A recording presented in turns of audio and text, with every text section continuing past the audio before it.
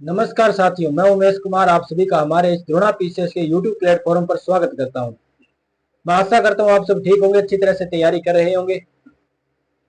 आप सभी को हमारे द्रोणा पीसीएस के यूट्यूब परिवार की तरफ से जन्माष्टमी के इस पर्व की हार्दिक शुभकामनाएं।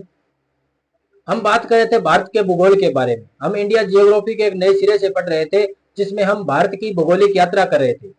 मैं आशा करता हूं आप सभी मेरे साथ इस यात्रा में शामिल होने के लिए तैयार हैं। अपने साथियों को भी इस यात्रा में शामिल करने के लिए आपने उनको भी इनविटेशन दे दिया होगा, वीडियो को शेयर कर दिया होगा। हम शुरू करते हैं भारत का भौगोलिक विस्तार। हमने पिछले सेशन में चर्चा की थी कि हम भारत का भौगोलिक वर्गीकरण पढ़ने जा रहे हैं। हमने भारत का भौगोलिक वर्गीकरण प्रारंभ कर दिया था, जिसमें हमने यात्रा प्रारंभ कर दी थी। तो अपनी कमर की पेटी को बांध लीजिए, अपने नोटबुक को और अपने पेन को साथ में ले लीजिएगा ताकि हम इस यात्रा को प्रारंभ कर सकें। हम करते हैं भारत की यात्रा को शुरू। हम देख रहे थे भारत का भूगोल। भारत का भूगोल हम भारत जियोग्राफी के बारे में देख रहे थे, इंडिया जियोग्राफी के बारे में देख रहे थे, जिसमें हमने टॉपिक स्टार्ट किया था भारत के भौतिक प्रदेश। हम देखेंगे हम भौतिक प्रदेशों के कितने भागों में बांट सकते हैं, किन किन आधारों पर हम बांट सकते हैं। भौतिक प्रदेशों को बांटने के अलग अलग आधार हैं, अलग अलग तरीके हैं। हम उसमें से दो तरीकों को देखने वाले हैं। हम इसको देखेंगे, एक तो उच्चावच के आधार पर।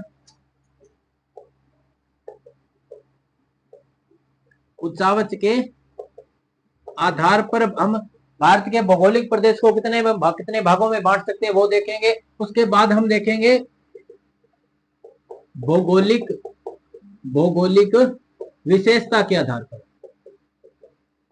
विशेषता के आधार पर हम इस प्रकार से भारत के इस भौतिक प्रदेश का वर्गीकरण करेंगे, जिसमें हम देखेंगे उच्चावच के आधार पर और भौगोलिक विशेषता के आधार पर हम भारत को कितने भागों में बांट सकते हैं। तो उच्चावच के आधार पर जब हम भारत का भौतिक विभाजन करते हैं तो हम 4 भागों में बांटते हैं। कितने भागों में? 4 भाग। 4 भाग कौन कौन से हैं? तो एक तो है पर्वत श्रृंखलाएं, तो जिन्हें हम कहेंगे पर्वत। बहुत सी पहाड़ियों की एक ऐसी श्रृंखला जिसे हम क्या कहते हैं? पर्वत कहते हैं। तो हम पर्वतों के बारे में देखेंगे। दूसरा हम देखेंगे कुछ पहाड़ियां, ऐसी पहाड़ियां जो पर्वत श्रृंखलाएं नहीं है, अलग पहाड़ियां, जैसे पार्श्वनाथ की पहाड़ियां हैं। इस प्रकार की हम कई पहाड़ियां में देखने वाले हैं, तो वो पहाड़ियां हम देखेंगे। उसके बाद हम देखेंगे यहाँ का पठारी भूभाग। तो भारत में हम पठार भी देखने वाले हैं, पर्वत देखेंगे, पहाड़ी देखेंगे, पठार देखेंगे। और चौथा भूभाग उच्चावच की दृष्टि से हम देख सकते हैं मैदान। इन्हीं मैदान में हम मरुस्थल को देखेंगे।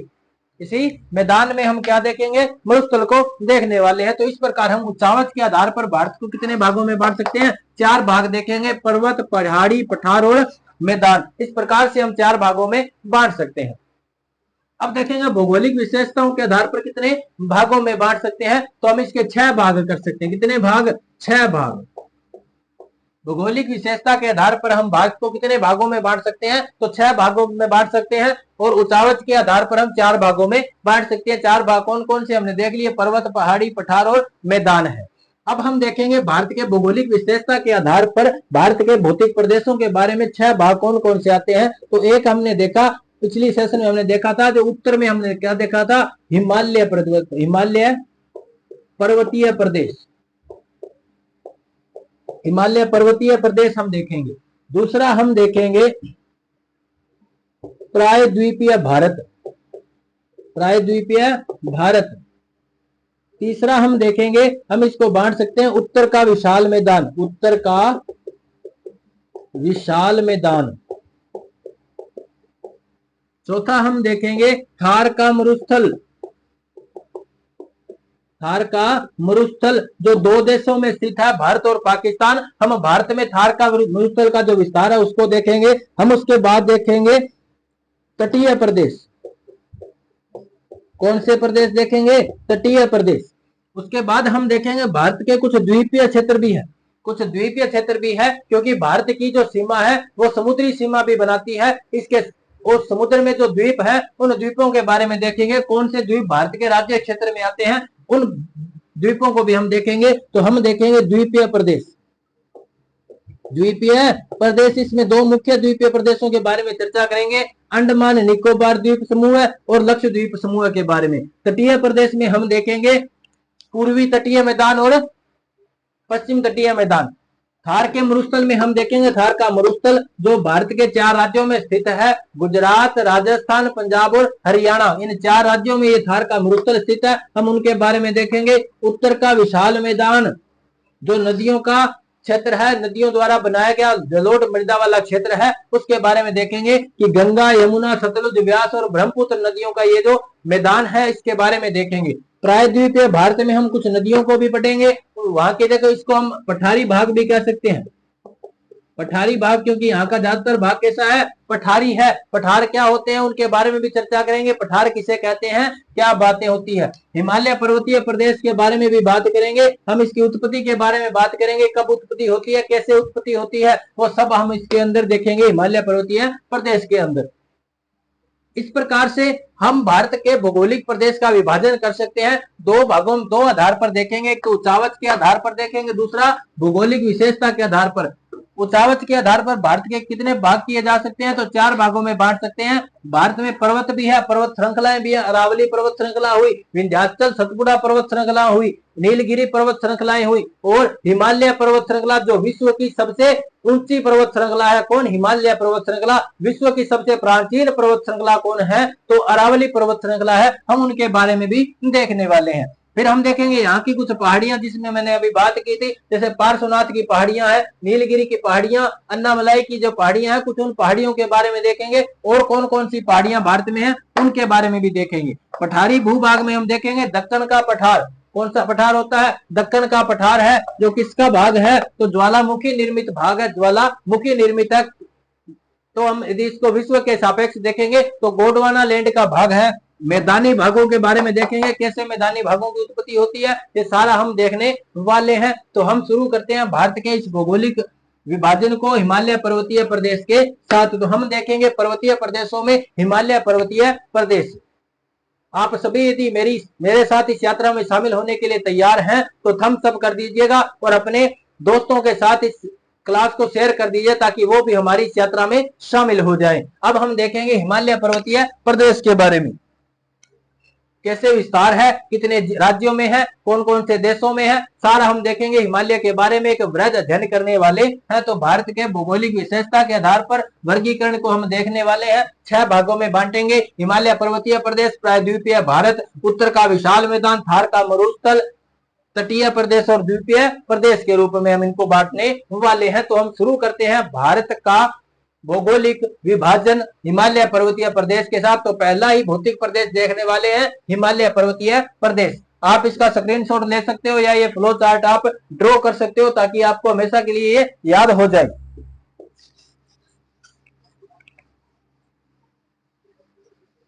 अब हम शुरू करेंगे हिमालय पर्वतीय प्रदेश। तो हम देखने वाले हैं हिमालय पर्वतीय प्रदेश के बारे में।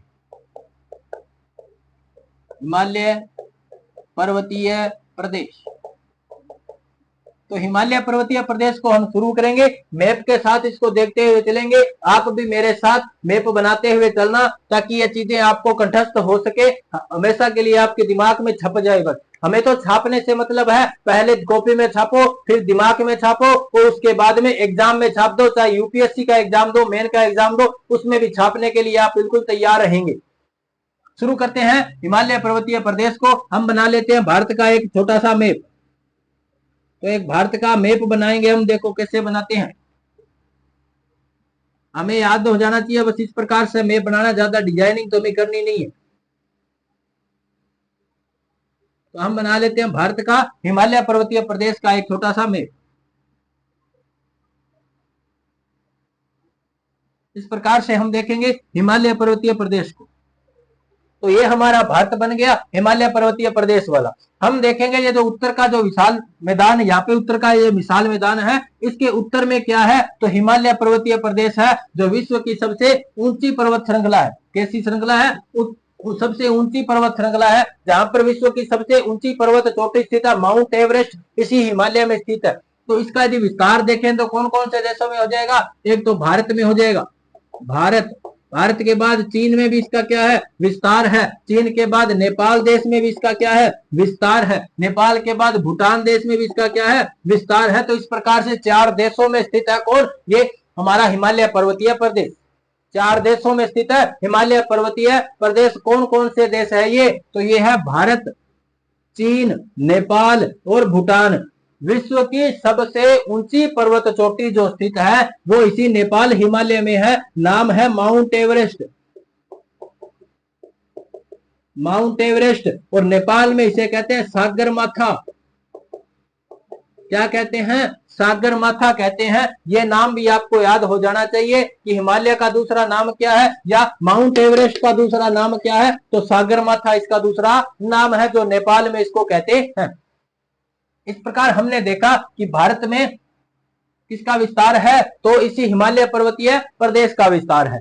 इसकी यदि हम विशेषताओं के बारे में बात करें तो बहुत ज्यादा विशेषताएं हैं। क्यों, क्योंकि देखो, एक तो यह भारत के अंदर मानसूनी वर्षा के लिए बहुत ज्यादा जरूरी है।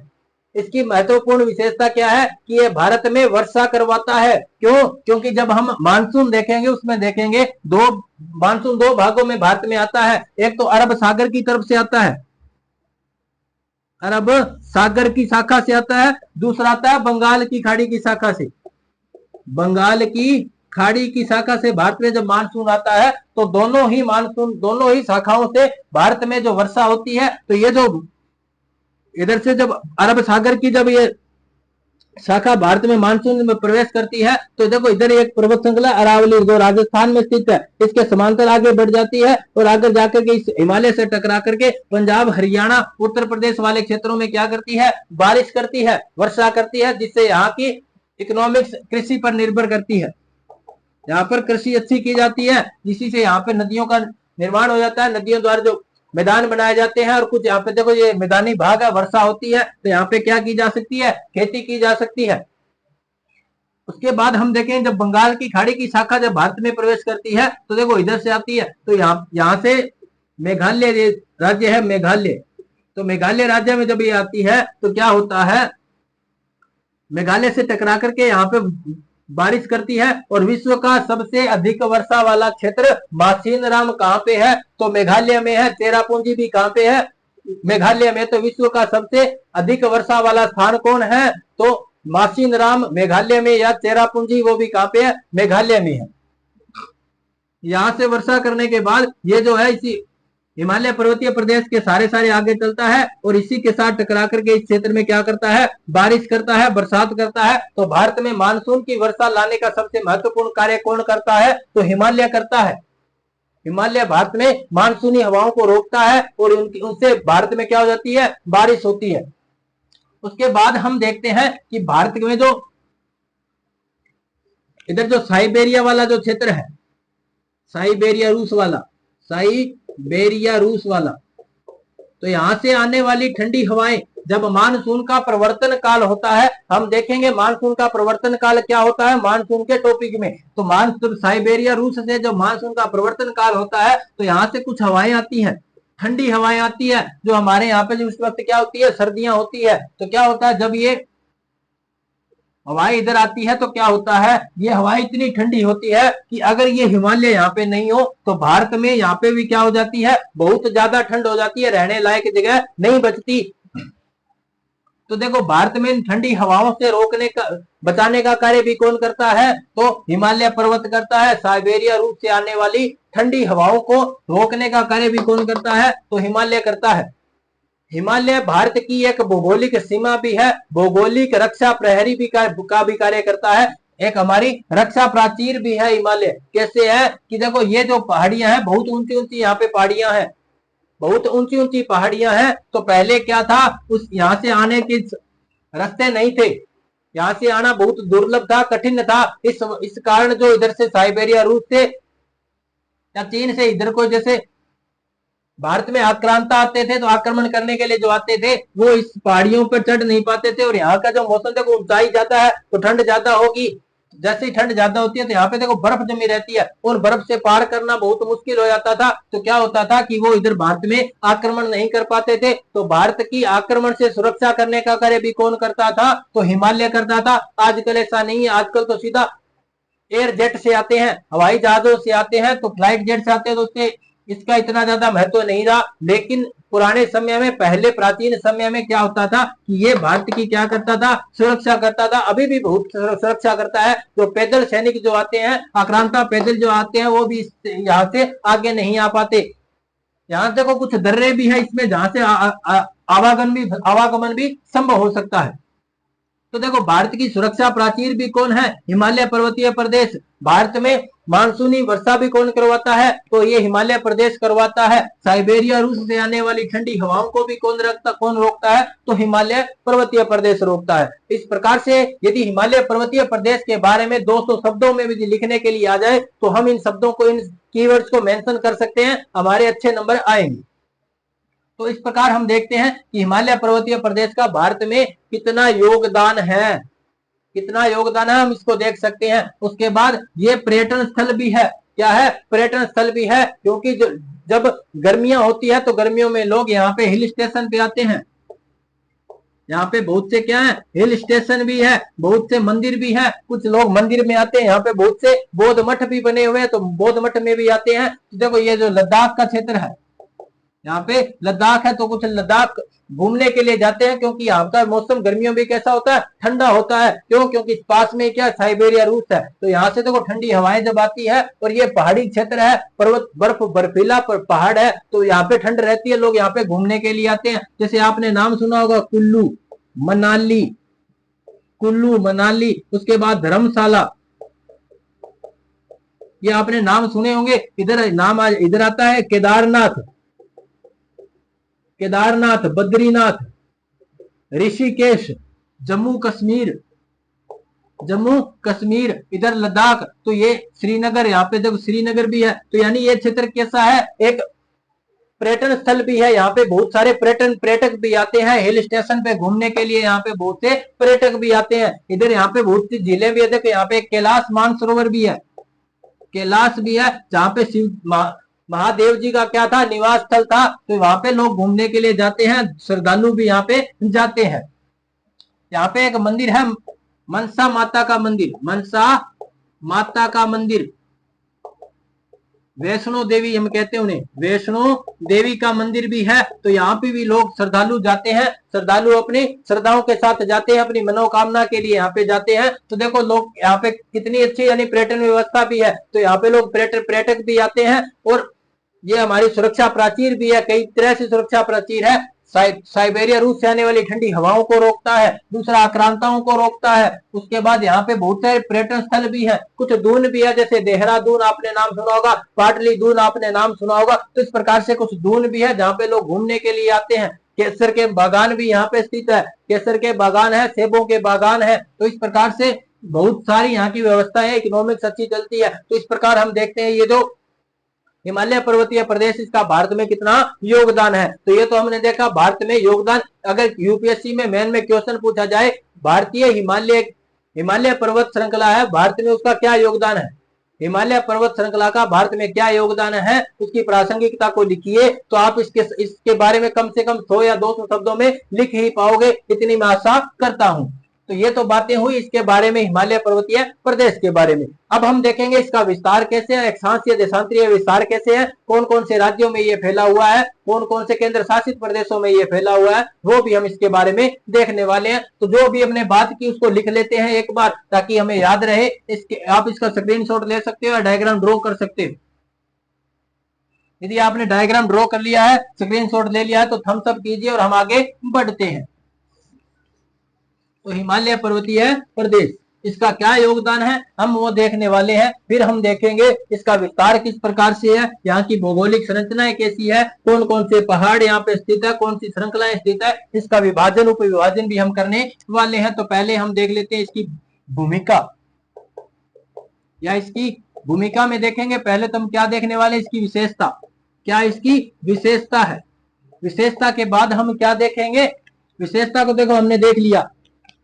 इसके बाद हम देखेंगे इसका विस्तार, विस्तार कहाँ कहाँ है, कितने राज्यों में है, कितने देशों में है, वो देखेंगे। फिर हम देखेंगे यहाँ की इसका विभाजन करेंगे, इसका विभाजन भी हम देखने वाले हैं, यहाँ के कौन कौन से क्षेत्र है, कितने भागों में बांट सकते हैं। फिर हम यहाँ की कुछ पर्वत शिखरों के बारे में देखेंगे, पर्वत शिखरों के बारे में भी देखेंगे। उसके बाद हम यहाँ के कुछ पर्यटन स्थलों के बारे में भी देखने वाले हैं, पर्यटन स्थलों के बारे में भी देखने वाले हैं। यहाँ पे कौन से दर्रे हैं, उन दर्रों को भी हम देखने वाले हैं। फिर हम देखेंगे यहाँ की और कौन कौन की सांस्कृतिक विशेषताएं हैं, सांस्कृतिक विशेषताओं के बारे में भी चर्चा करेंगे। और फिर कुछ टर्म्स देखेंगे जो बार बार एग्जाम में पूछे जाते हैं, उनकी हम व्याख्या भी करेंगे। तो ये तो हुई बात इसकी भूमिका की, हम इसमें क्या देखने वाले हैं। हमने विशेषता को देख लिया, अब इसको एक बार लिख लेते हैं क्या क्या विशेषताएं हैं, क्योंकि हमें एग्जाम में लिखना भी पड़ सकता है और ऑप्शनल एग्जाम में हमें ऑप्शन भी टिक करने पड़ सकते हैं। हम देखते हैं इसकी विशेषता।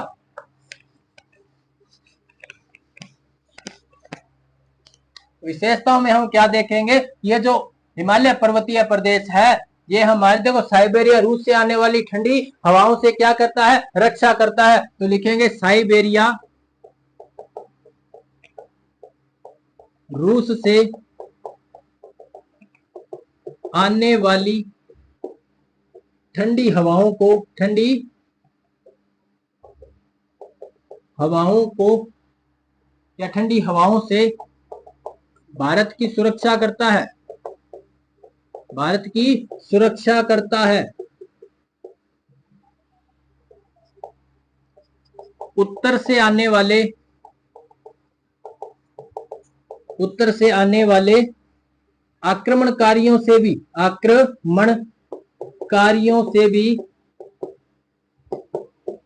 सुरक्षा करता है। उसके बाद हम देखेंगे भारत में मानसूनी हवाओं को रोककर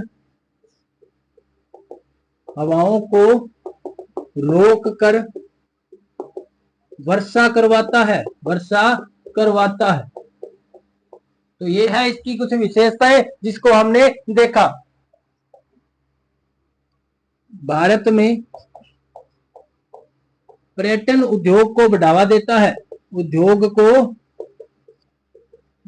देता है, या हम कह सकते हैं पर्यटकों को आकर्षित करता है, चाहे वो धार्मिक पर्यटक हो, चाहे वो यहाँ के हिल स्टेशन पर आने वाले पर्यटकों, तो उनको भी यहाँ पे आकर्षित करता है। क्यों? क्योंकि यहाँ पे बहुत से बौद्ध मठ बने हुए हैं, बहुत से मंदिर बने हुए हैं, बहुत से हिल स्टेशन बने हुए हैं। हमने बात की धर्मशाला की, हमने बात की कुल्लू मनाली की, हमने बात की श्रीनगर की। तो यहाँ पे देखो वो वहां पे लोग घूमने के लिए आते हैं। मंदिरों के बारे में बात की, केदारनाथ, ऋषिकेश, बद्रीनाथ, तो इस प्रकार से यहाँ पे मंदिर भी है। और हमने देखा यहाँ पे वैष्णो माता का भी मंदिर है। तो यानी इन मंदिरों पर भी लोग घूमने के लिए आते हैं। बौद्ध मठ भी यहाँ पे है, तो वहां पे भी लोग घूमने के लिए आते हैं। तो इस प्रकार देखो, एक जो श्रीनगर में एक झील भी है, कौन सी, डल झील। तो डल झील भी देखने के लिए लोग जाते हैं। वहां ग्लेशियर देखने के लिए भी लोग जाते हैं। तो हम यहाँ के ग्लेशियर भी देखते हैं। तो पर्यटकों को भी ये आकर्षित करता है, आक्रमणकारियों से भारत की सुरक्षा करता है, साइबेरिया रूस से आने वाली ठंडी हवाओं से भी भारत की सुरक्षा करता है। तो ये तो हमने देखी इसकी कुछ विशेषताएं। अब हम देखेंगे इसका विस्तार किस प्रकार से। हम देखने वाले हैं इसका विस्तार, हिमालय पर्वत का विस्तार की कहां से लेकर के कहां तक है, कौन से देशों में है। हम देखने वाले हिमालय पर्वतीय प्रदेश का विस्तार। तो विस्तार कितने देशों में है, तो देश कितने हो जाएंगे, हमने अभी तो देखा 4 देश। कौन कौन से, भारत, चीन, नेपाल और भूटान। तो इन 4 देशों में इस हिमालय का क्या है, विस्तार है। भारत के राज्य देखेंगे तो भारत के राज्य, तो भारत के राज्यों में देखेंगे कौन कौन से हो जाएंगे। इसमें केंद्र शासित प्रदेश भी शामिल है और राज्य भी शामिल है। केंद्र शासित प्रदेश और देखेंगे राज्य। केंद्र शासित प्रदेश कौन कौन से हो जाएंगे, लद्दाख केंद्र शासित प्रदेश, और दूसरा जम्मू कश्मीर केंद्र शासित प्रदेश, जम्मू एवं कश्मीर। तो इन दो केंद्र शासित प्रदेशों में किसका विस्तार है? तो हिमालय पर्वतीय प्रदेश का विस्तार है। उसके बाद हम देखेंगे राज्य में कौन कौन से हैं। तो राज्य में हम देखने वाले हैं हिमाचल प्रदेश, हिमाचल प्रदेश। उसके बाद हम देखेंगे उत्तराखंड, उत्तराखंड। उत्तराखंड के बाद देखेंगे सिक्किम, सिक्किम के बाद हम देखेंगे असम, असम के बाद हम देखेंगे अरुणाचल प्रदेश, अरुणाचल प्रदेश। तो मुख्यतः इन राज्यों में इसका विस्तार है। उसके बाद कौन कौन से और इसके आसपास के क्षेत्र है जहां इसकी हिमालय पर्वत की कुछ पहाड़ियां हैं, उनके बारे में हम देखेंगे। तो इस प्रकार से हम देखते हैं भारत में इसका विस्तार, भारत में इसका विस्तार कौन कौन से राज्यों में है। तो हिमाचल प्रदेश, उत्तराखंड, सिक्किम, असम और अरुणाचल प्रदेश में इसका विस्तार है। केंद्र शासित प्रदेशों की बात करें तो लद्दाख केंद्र शासित प्रदेश और जम्मू कश्मीर केंद्र शासित प्रदेश में भी हिमालय पर्वतीय प्रदेश का विस्तार है। देशों की बात करें तो भारत, चीन, नेपाल और भूटान, इन 4 देशों में हिमालय पर्वतीय प्रदेश का क्या है? विस्तार है। इस प्रकार से हमने देखा हिमालय पर्वतीय प्रदेश के बारे में। अब हम देख लेते हैं मैप के अंदर, फिर हम देखेंगे इसका देशांतरीय विस्तार किस प्रकार से है, कौन कौन से देशांतरों से इसका विस्तार है, कितने इसका विस्तार कितने क्षेत्रफल में है, कितने किलोमीटर में है, इसकी चौड़ाई कितनी है, इसकी लंबाई कितनी है, सारा हम देख लेते हैं।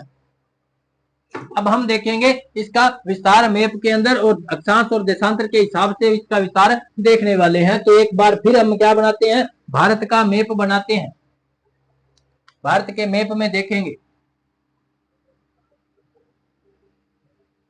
तो हमने बना लिया भारत का मैप। मैं आशा करता हूं आपने भी मेरे साथ में भारत का एक सुंदर सा मैप बना लिया होगा। तो इस प्रकार से हमने बनाया भारत का मैप। तो भारत का मैप आपने भी बना लिया होगा। इसमें हम देखने वाले हैं हिमालय पर्वतीय प्रदेश को। तो कुछ इस प्रकार से हिमालय पर्वतीय प्रदेश भारत में स्थित है। अब हम देखेंगे देशांतर के हिसाब से कि कौन से देशांतर से हिमालय का विस्तार होता है। इधर देखो हम देखेंगे पामेर का पठार भी है। कौन सा है? पामेर का पठार या पामीर का पठार, पामीर का पठार या पामीर गांठ भी इसे कहते हैं। इसे गांठ क्यों कहा? क्योंकि ये 2 पर्वतों के बीच में का क्षेत्र है। हम रस्सी के 2 छोर देखते हैं, तो जब हम किसी रस्सी के बीच में गांठ लगा देते हैं तो उसके 2 छोर बन जाते हैं। कैसे बनेंगे? इधर तो है हिंदुकुश पर्वत, हिंदुकुश पर्वत जो बांग्लादेश और पाकिस्तान में स्थित है, हिंदुकुश।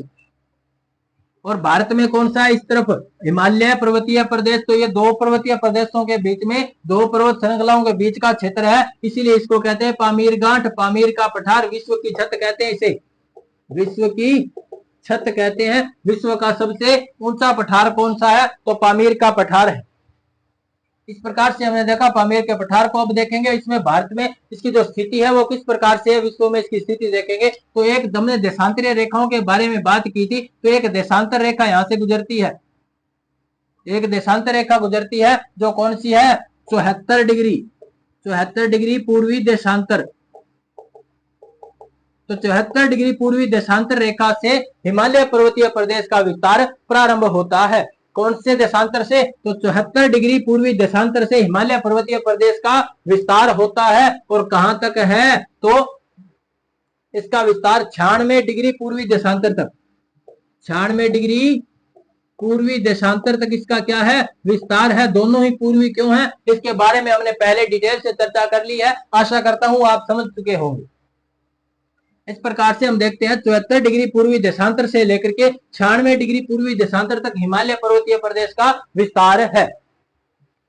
अब देखेंगे इसकी लंबाई किस प्रकार से देखेंगे। तो 2 पर्वत चोटियों के बारे में हम देखने वाले हैं। एक पर्वत चोटी है नंगा पर्वत चोटी,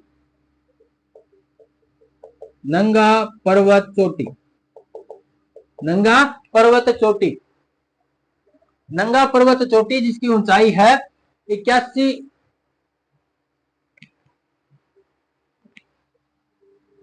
नंगा पर्वत चोटी की ऊंचाई है 8126 मीटर। कितने मीटर ऊंचाई है? 8126 मीटर इसकी ऊंचाई है नंगा पर्वत जहां ये जो हिमालय की सबसे पश्चिमी चोटी है, कौन सा शिखर है? हिमालय का सबसे पश्चिमी शिखर है। हिमालय का सबसे पश्चिमी शिखर, शिखर कहें या पहाड़ी कहें, तो हिमालय का सबसे पश्चिमी शिखर कौन? तो नंगा पर्वत। नंगा पर्वत से हम देखेंगे हिमालय पर्वत श्रृंखला का विस्तार है और कहां तक है? तो अरुणाचल प्रदेश में एक पर्वत चोटी है जिसका नाम है नामचा बरवा। नामचा बरवा, नामचा बरवा पर्वत शिखर है जो कहां पे है? अरुणाचल प्रदेश में है।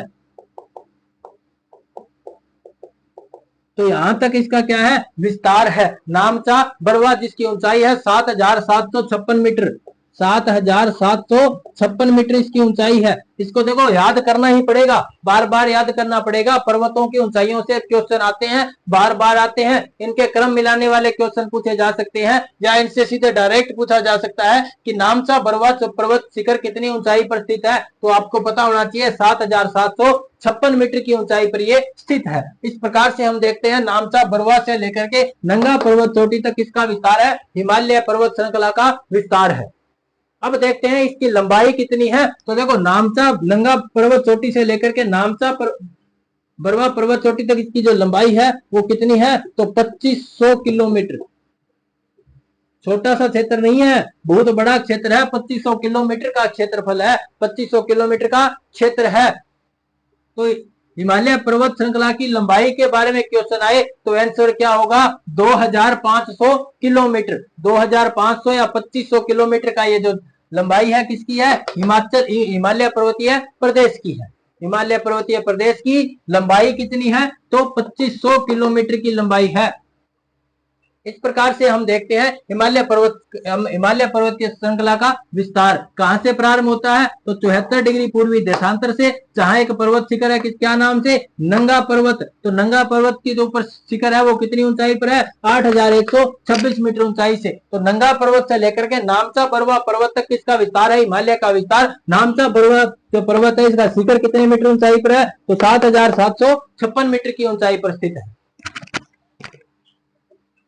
तो यहां तक देखो नंगा पर्वत से लेकर के नामचा बरवा तक की जो लंबाई दूरी है कितनी है? 2500 किलोमीटर। तो हिमालय का विस्तार कितने किलोमीटर का हो जाएगा? 2500 किलोमीटर लंबाई का हो जाएगा। अब देखते हैं इसकी चौड़ाई। तो चौड़ाई के बारे में कम से कम 3 तथ्य याद रखने पड़ेंगे। कितने तथ्य याद रखने पड़ेंगे? 3 तथ्य। किस प्रकार से? पश्चिम में जो हिमालय की जो चौड़ाई है वो सर्वाधिक है। पश्चिम में हिमालय की जो चौड़ाई है सर्वाधिक है। कितनी है? तो लगभग 400 किलोमीटर। लगभग कितनी है? 400 किलोमीटर की इसकी क्या है? तो चौड़ाई है। कहां? पश्चिम के अंदर। पश्चिम में यदि हम देखेंगे हिमालय पर्वत श्रृंखला की चौड़ाई कितनी होगी? तो 400 किलोमीटर की इसकी चौड़ाई हो जाएगी। अब देखेंगे लगभग मध्य में। जब मध्य में इसकी चौड़ाई देखेंगे तो लगभग 160 किलोमीटर। लगभग 160 किलोमीटर की इसकी चौड़ाई होगी मध्य में। हिमालय के मध्य में देखेंगे तो इसकी चौड़ाई कितनी हो जाएगी? 160 किलोमीटर। मतलब क्या हुआ कि पश्चिम से पूर्व की ओर जाने पर हिमालय की चौड़ाई घटती है, ऊंचाई बढ़ती है। तथ्य याद रखना पड़ेगा। पश्चिम से पूर्व की ओर जाते हैं, हिमालय की चौड़ाई घटती है लेकिन ऊंचाई बढ़ती है। ऊंचाई कहां तक बढ़ती है? मध्य तक बढ़ती है, उसके बाद में वापस घटने लग जाती है। अब हम क्या देखेंगे कि इसकी चौड़ाई जो पूर्व में कितनी है? तो पूर्व में इसकी चौड़ाई लगभग कितनी है? 25 से 35 किलोमीटर की।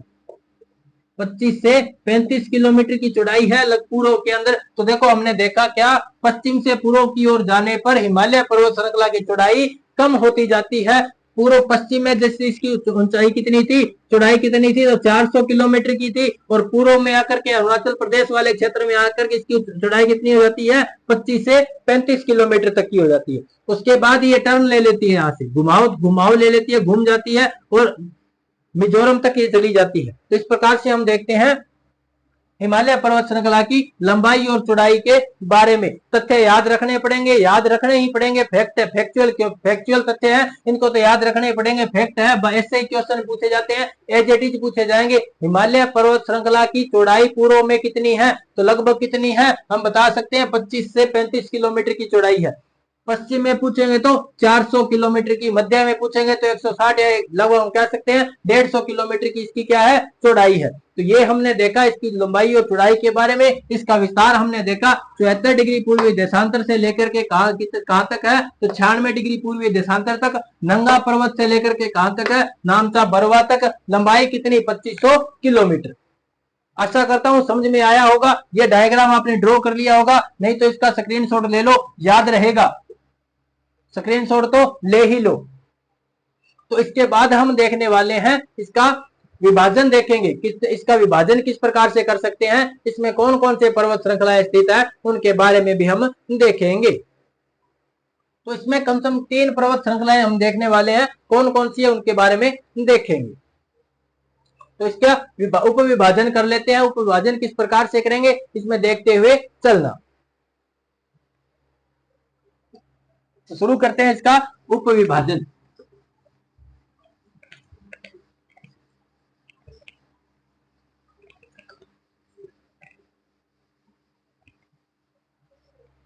उप विभाजन से पहले हमने बात की थी कि इसका निर्माण कैसे हुआ। तो अंगारा लैंड और गोंडवाना लैंड जब आपस में मिले होंगे, उसके बाद कुछ महाद्वीप बने, बाद में क्या हुआ, ये जो हमारा 2 प्लेटें जब आपस में मिली, कौन कौन सी, तो एक तो थी यूरेशिया प्लेट। कौन सी प्लेट, यूरेशिया प्लेट। और दूसरी कौन सी थी, Indo Australian plate. Indo Australian plate. ये 2 बड़ी प्लेटें हैं। 7 विश्व में कुल 7 बड़ी प्लेटें, जिनमें से ये 2 मुख्य बड़ी प्लेटें हैं, यूरेशिया प्लेट और इंडो ऑस्ट्रेलियन प्लेट। इन दोनों प्लेटों की अभिसारी गति से, कौन सी गति से, अभिसारी गति से, प्लेटों में जब गतियां होती है हम उनके बारे में पढ़ेंगे फिजिकल ज्योग्राफी के सेशन में, जिसमें हम देखेंगे कि प्लेट टेक्टोनिक थ्योरी क्या है, प्लेट विवर्तन की सिद्धांत क्या है, किस प्रकार से प्लेटें गमन करती हैं, उनकी गतियां कैसे होती है। अभी हम देखने वाले हैं यूरेशिया और इंडो ऑस्ट्रेलियन प्लेट जब अभिसरण करती हैं, अभिसरण करती है या अभिसारी गति करती है, जब दोनों पास पास आती हैं तो क्या होता है, जैसे हम कोई भी 2 चीजों को जब पास पास दबाएंगे तो बीच में से वो भाग उठ जाएगा, बीच का भाग उठ जाएगा। तो उठने से इसमें वलन पड़ गई, वलन पड़ने से यहाँ पे पर्वतों का निर्माण हुआ, पर्वतों का निर्माण हुआ। पूछा जाए विश्व में सबसे पहले कौन सी भौतिक संरचना का निर्माण होता है, तो पर्वतों का निर्माण होता है।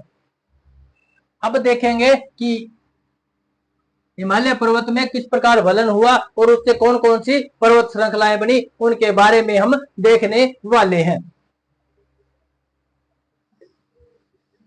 तो जब हिमालय पर्वतीय प्रदेश में, जब इस क्षेत्र में वलन पड़ा, जब अभिसरण गतियां हुई इंडो ऑस्ट्रेलियन प्लेट और यूरेशियन प्लेट की, तो इसमें वलन से 3 बड़ी पर्वत श्रृंखलाओं का निर्माण हुआ। कितनी पर्वत श्रृंखलाओं का, 3 पर्वत श्रृंखलाओं का निर्माण हुआ। तो इस प्रकार से 3 बड़ी पर्वत श्रृंखलाएं बन गई, जिसको हम कहते हैं उत्तरी हिमालय, उत्तरी हिमालय, या इसे हम कह सकते हैं ट्रांस हिमालय। ट्रांस हिमालय, हिमालय के पार हिमालय, ट्रांस हिमालय या हिमालय के पार हिमालय इसे हम कह सकते हैं। उसके बाद हम देखेंगे मध्य हिमालय, मध्य हिमालय क्या कह सकते हैं, हिमाद्री हिमालय, हिमाद्री हिमालय, या इसे हम कह सकते हैं हिमालय, ट्रांस हिमालय, हिमालय। उसके बाद हम देखेंगे लघु हिमालय या दक्षिणी हिमालय, दक्षिणी हिमालय या लघु हिमालय, या हम इसे कह सकते हैं शिवालिक हिमालय, शिवालिक हिमालय भी हम इसे कह सकते हैं। इस प्रकार से हम इस हिमालय पर्वत का क्या कर सकते हैं, उप विभाजन कर सकते हैं। उत्तरी हिमालय, इसे हम क्या कह सकते हैं, ट्रांस हिमालय, हिमालय के पार हिमालय, या हम इसे कह सकते हैं आंतरिक हिमालय, आंतरिक हिमालय भी हम इसे कह सकते हैं। उसके बाद आता है मध्य हिमालय या हिमाद्री हिमालय, जिसे हम हिमालय के नाम से जानते हैं। ये वो हिमालय है, ग्रेट हिमालय भी इसे कहते हैं। क्या कहते हैं, great Himalaya. Trans Himalaya, great Himalaya, उसके बाद कौन आएगा, लघु हिमालय, दक्षिणी हिमालय या शिवालिक हिमालय। तो कुछ इस प्रकार से हम इसका विभाजन कर सकते हैं। तो हिमालय पर्वतीय प्रदेश को हम 3 भागों में बांट करके पढ़ेंगे, उत्तरी हिमालय या ट्रांस हिमालय, या इसे कह सकते हैं आंतरिक हिमालय, मध्य हिमालय, हिमाद्री हिमालय या ग्रेट हिमालय जिसे हम हिमालय के नाम से जानते हैं, जो दक्षिणी हिमालय जिसे हम लघु हिमालय कह सकते हैं या शिवालिक हिमालय भी कह सकते हैं। तो इस प्रकार से हम इनको 3 भागों में बांट करके पढ़ेंगे। इनका वर्गीकरण करते हैं, जब इन 3 भागों में इसका वर्गीकरण करेंगे। अब देखो इनका और आगे वर्गीकरण कैसे हो सकता है। अब यदि हम इनकी ऊंचाइयों के बारे में देखेंगे तो जो उत्तरी हिमालय इसकी ऊंचाई जब होती है 5000 से 8000 मीटर, 5000 से 8000 मीटर की ऊंचाई की पहाड़ियां इस उत्तरी हिमालय में स्थित है। उत्तरी हिमालय में कितनी ऊंचाई की पहाड़ियां स्थित है, तो 5000 से 8000 मीटर की ऊंचाई की पहाड़ियां स्थित है। उसके बाद यदि हम देखेंगे मध्य हिमालय में तो 6000 से 8 लगभग हम दे सकते हैं 8500 मीटर की औसत ऊंचाई से 8500 मीटर औसत ऊंचाई की पहाड़ियां यहां पर स्थित है मध्य हिमालय के अंदर। तो यदि पूछा जाए हिमालय पर्वतीय प्रदेश में सबसे ऊंची पहाड़ियां कौन से हिमालय में है, तो कह सकते हैं ग्रेट हिमालय में है, हिमाद्री हिमालय में या मध्य हिमालय में है। हम उसके बाद है दक्षिणी हिमालय। तो दक्षिणी हिमालय की जो पहाड़ियां हैं वो अपेक्षाकृत छोटी है। कैसी है, छोटी है। लगभग कितनी है, 1500 से 2000 मीटर, 1500 से लगभग 2000 मीटर की ऊंचाई की पहाड़ियां हैं, जो हिमालय पर्वतीय प्रदेश में अपेक्षाकृत कैसी है, छोटी पहाड़ियां हैं, ऊंचाई इनकी कम है। मध्य हिमालय की ऊंचाई सबसे ज्यादा है। ये तो हमने देखा हिमालय पर्वतीय प्रदेश का विभाजन। अब आगे इसका उप विभाजन करेंगे, कैसे करेंगे वो देखो। ये जो उत्तरी हिमालय, हिमाद्री हिमालय है, इसको हम 2 भागों में बांट सकते हैं। कौन कौन से, इसमें हम एक को देखेंगे लद्दाख हिमालय, लद्दाख हिमालय, कौन सा देखेंगे, लद्दाख हिमालय। उसके बाद हम देखेंगे यहाँ पे एक जास्कर हिमालय, जास्कर हिमालय। देखो उत्तरी हिमालय से ऊपर भी क्या है, ट्रांस हिमालय जिसे हम कहते हैं हिमालय के पार हिमालय। यहाँ पे इसके बाद आता है काराकोरम पर्वत श्रृंखला, काराकोरम पर्वत श्रृंखला, काराकोरम पर्वत आ जाता है इसके बाद। तो काराकोरम पर्वत भी भारत में स्थित है, इसी पर्वतीय प्रदेश में हम उनको देखने वाले हैं। काराकोरम पर्वत श्रृंखला भी हमें इसमें देखने वाले हैं। लद्दाख हिमालय से ऊपर कौन, काराकोरम पर्वत श्रृंखला, काराकोरम पर्वत। हिमालय जो है वो कहां से प्रारंभ होता है, उत्तरी हिमालय से। हिमालय कहां से प्रारंभ होता है, उत्तरी हिमालय से प्रारंभ होता है। इसमें हम देखते हैं उत्तरी हिमालय में 2 भाग कर सकते हैं, कौन से, लद्दाख हिमालय और जास्कर हिमालय। मध्य हिमालय को हम 3 भागों में बांट सकते हैं। कितने भागों में, 3 भागों में। कौन कौन से, पीर पंजाल, कौन कौन से, तो पीर पंजाल हिमालय। मध्य हिमालय को 2 भागों में बांट सकते हैं, कौन कौन से, पीर पंजाल हिमालय, पीर पंजाल हिमालय और धौलाधर हिमालय, धौलाधर हिमालय। उत्तरी हिमालय को 2 भागों में लद्दाख हिमालय, जास्कर हिमालय। मध्य हिमालय को 2 भागों में पीर पंजाल और धौलाधर श्रेणियों में। दक्षिण हिमालय को हम शिवालिक हिमालय के रूप में पढ़ सकते हैं, शिवालिक हिमालय। तो इस प्रकार से हम हिमालय पर्वतीय प्रदेश को 5 उपभागों में बांट सकते हैं, जिनमें से 2 उपभाग किसके हैं, उत्तरी हिमालय के, कौन कौन से, लद्दाख और जास्कर। मध्य हिमालय की जो श्रेणियां हैं, जो पहाड़ियां कौन सी है, पीर पंजाल और धौलाधर। दक्षिणी हिमालय में हम देखेंगे शिवालिक रेंज की पहाड़ियां। इस प्रकार से हम इसका वर्गीकरण कर सकते हैं।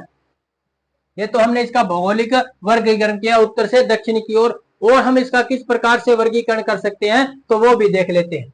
अब हम इसका देखेंगे प्रादेशिक वर्गीकरण। प्रादेशिक वर्गीकरण में हम देखेंगे क्षेत्रों के आधार पर इनका वर्गीकरण, नदियों के आधार पर इनका वर्गीकरण वो भी देखने वाले हैं।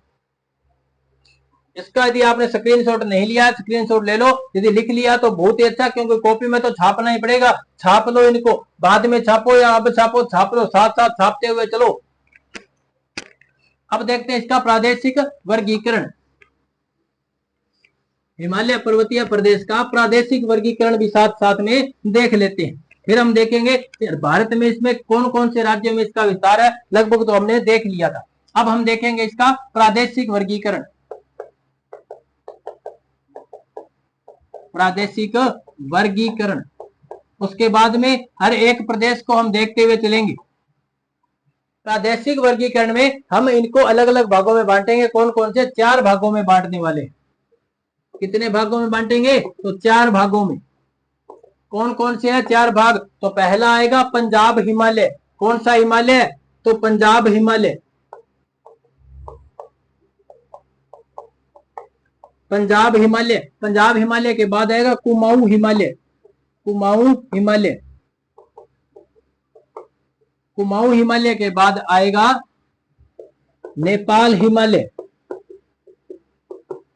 एक और इसका विभाजन कर सकते हैं असम हिमालय के रूप में। किस रूप में? असम हिमालय के रूप में।